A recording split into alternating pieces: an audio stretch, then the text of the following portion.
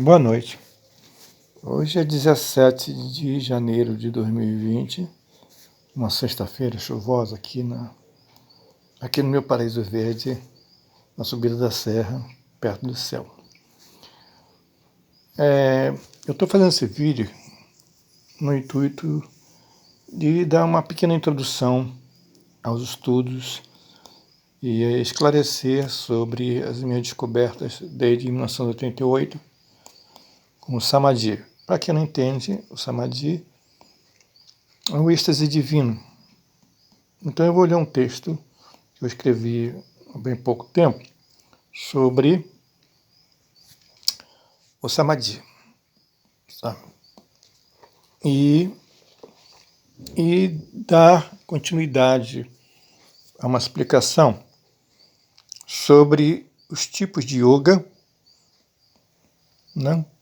A classificação das yogas, uma breve classificação, assim, tem vários tipos de yoga, na Índia tem muitas yogas, né? Cada mestre, a palavra yoga, né? Yoga não, tá, gente? Que o sânscrito, o O é fechado, então se escreve yoga, mas se lê yoga. É importante, porque muita gente aqui no Rio de Janeiro e em outros lugares também fala yoga o tempo todo. Não é? É yoga o certo. Para quem é estudioso, é yoga.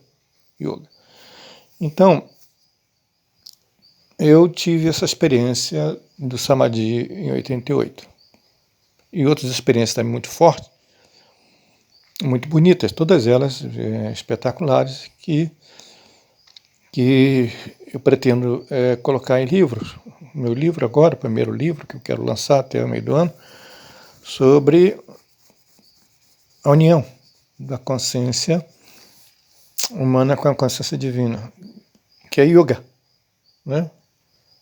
Yoga é prema yoga, porque o aspirante alcança o estado chamado de samadhi, ou nirvana, ou a bem-aventurança de Jesus Cristo.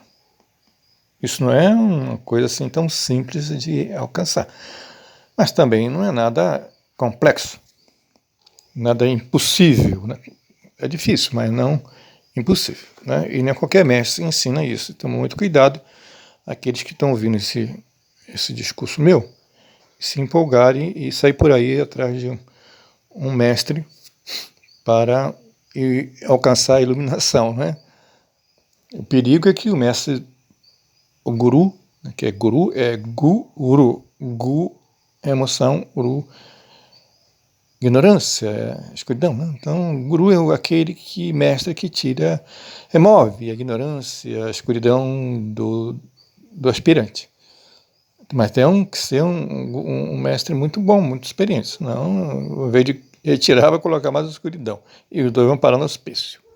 Então, o texto que eu vou ler é esse aqui.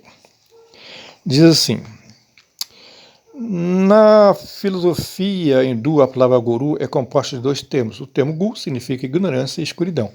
O termo ru significa remoção. O significado de guru diz respeito ao mestre de yoga que, com sabedoria e habilidade, indica e ensina as disciplinas espirituais a um aspirante espiritual para a libertação da sua ignorância e ilusão, o Maya. Em minha dissertação de mestrado, defendida em 1992 na COP UFRJ, apontei e expliquei os passos para se alcançar o êxtase divino do Samadhi. Os passos são esses: saber, primeiro, o segundo é saber fazer, o terceiro é saber fazer acontecer, e o quarto, saber fazer acontecer e transcender. Assim, a meta do yogi ou do budista é alcançar o êxtase divino e se unir ao divino em si mesmo após uma impecável disciplina espiritual. Segundo o mestre Sat Sai Baba, ao se escolher um guru exterior que não alcançou o estado transcendental do samadhi, né, porque o DH é soprado. Então, S-A-M-A-D-H-I, então é samadhi. Fiz 3 anos de sânscrito. Como se do samadhi corre-se um risco imprevisível. O melhor guru é a centelha divina, ou Atma dentro de si mesmo. Foi o que aconteceu comigo. Em 1998, quando meu Atma, a centelha divina, atendendo a palavra Atma, daí surge a palavra átomo. Aconteceu comigo quando meu Atma, atendendo a minha súplica,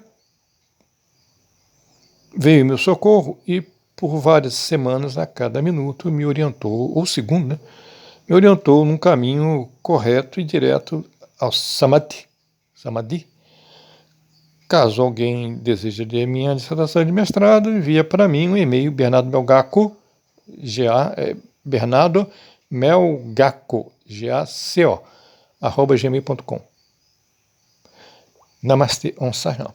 Então, o que eu entendo da yoga. Hoje se fala muito, está muito em moda, e eu acho até interessante, porque está se divulgando muito a yoga, o que não acontecia antigamente. Era muito pequeno, né? Um aqui, o outro ali, um pessoal que ia para a Índia e fazia lá um estágio no ashram de um mestre indiano e tal, e voltava e trazia uma sabedoria. Até hoje até se faz, mas atualmente com mais intensidade, e muita gente tentando fazer isso, esse caminho. Eu acho interessante porque divulga, né, e mais ainda a importância, que a Hatha Yoga é a primeira yoga que o Ocidente tem conhecimento, né, o que mais se fala atualmente, que é interessante. Ela traz relaxamento, ela traz um certo equilíbrio, ela produz uma certa, tira a ansiedade das pessoas, né, harmoniza os chakras também. Né? Quem não sabe, chakras são centros de energia e consciência que existem em nós. Né? Até a ponta dos dedos tem chakra. Nós estamos repletos de chakra. Né? É um conhecimento que está na...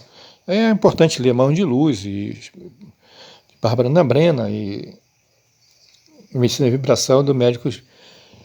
Agora esqueci o nome dele. Né?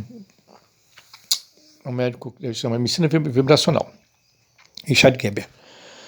É fantástico, de 2 livros.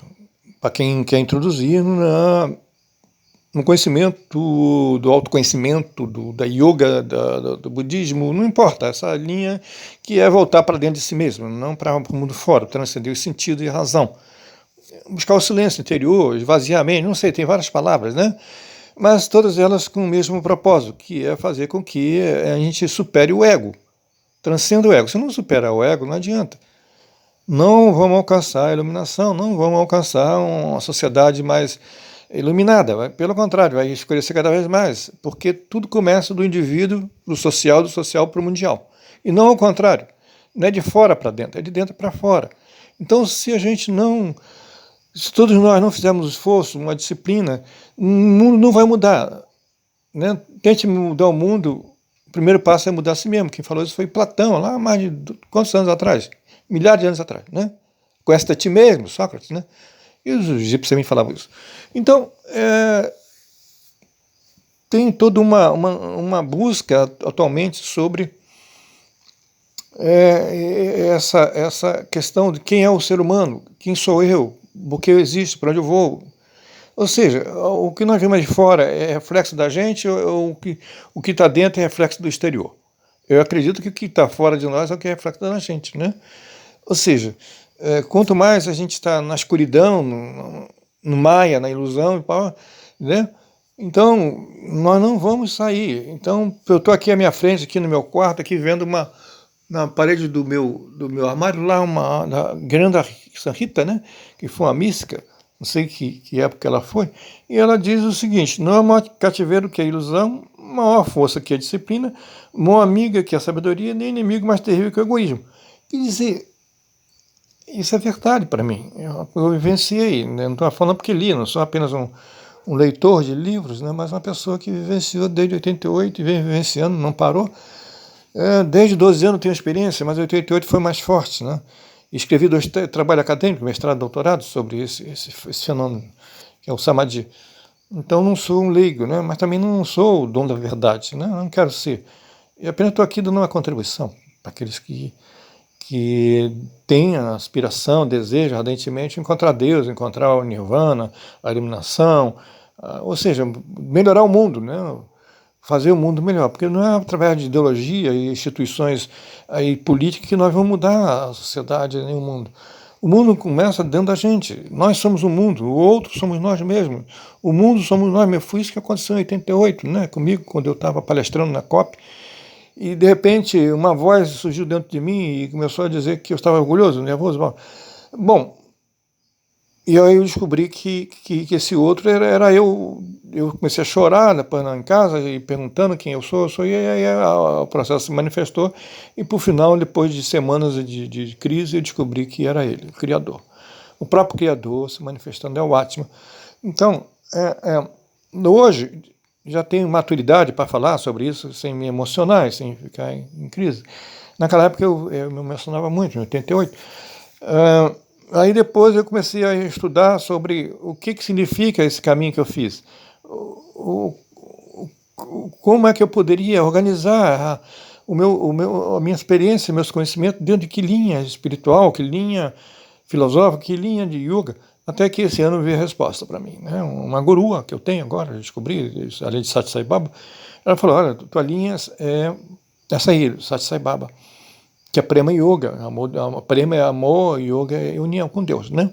E depois eu comecei a ler e comecei a descobrir que eu já tinha certa afinidade com Vivekananda, da Hatha Yoga, da Raja Yoga, e o Yogananda, da Kriya Yoga. É claro que tem vantagem, ele tem várias outras classificações, né? Tem a Yoga da devoção, Bhakti Yoga, tem a Karma Yoga, ou seja, tem vários tipos de classificação de acordo com o mestre espiritual, com aquele que estuda e pesquisa, entendeu?